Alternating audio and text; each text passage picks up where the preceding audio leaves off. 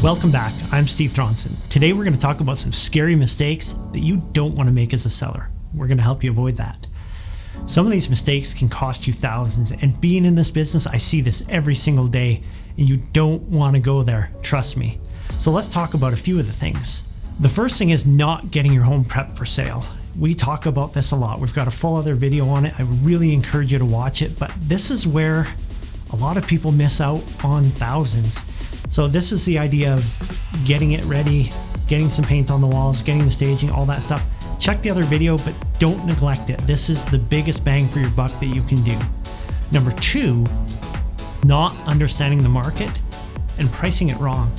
So you might be looking at what the market did 3 months ago. You might be looking at the market somewhere else. You might be looking at a different type of property. Maybe your neighbor told you something. What we want to focus on is your market. So what are homes like yours in your neighborhood selling for? And then you want to price it right.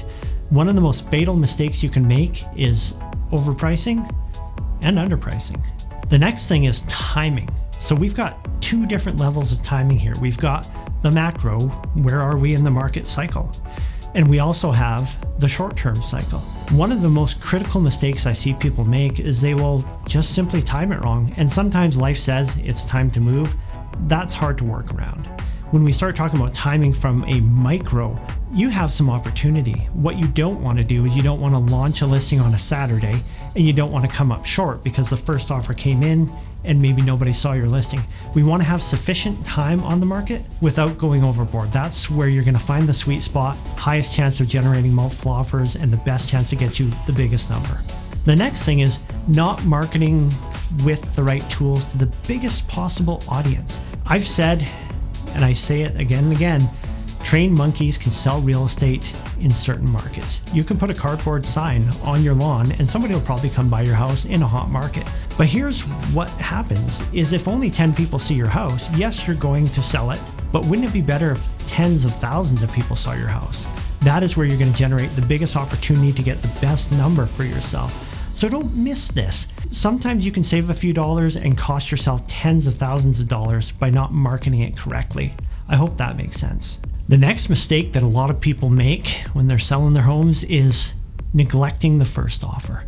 I can tell you from experience, other real estate agents will tell you the same thing. The first offer is usually your best one. So if you have your house listed for $650,000 and an offer comes in at $645,000, that might be your offer. Too often, a seller will get, I don't want to say it, but a little bit greedy, and they'll say, that's not good enough, do better. And sometimes that person never comes back. And sometimes 2-3 weeks later, you might be selling for $50,000 less, $30,000 less. Take that first offer seriously. If they're committed enough to make that offer, they're serious about your house. The next thing is not having an experienced advisor and negotiator working for you.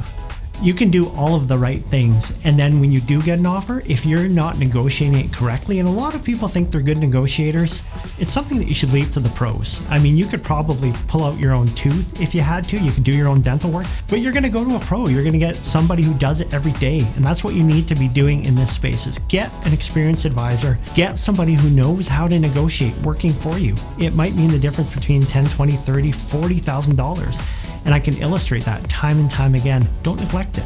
There are a lot of real estate agents out there. You've got tons of choice, too much choice, one might say. But like anything, they're not all created equal. You want to find somebody who has the experience, the track record, and the skills to get you where you want to go. Are there more things that can go wrong? Yeah, you bet there are. There's all kinds of things that can go wrong.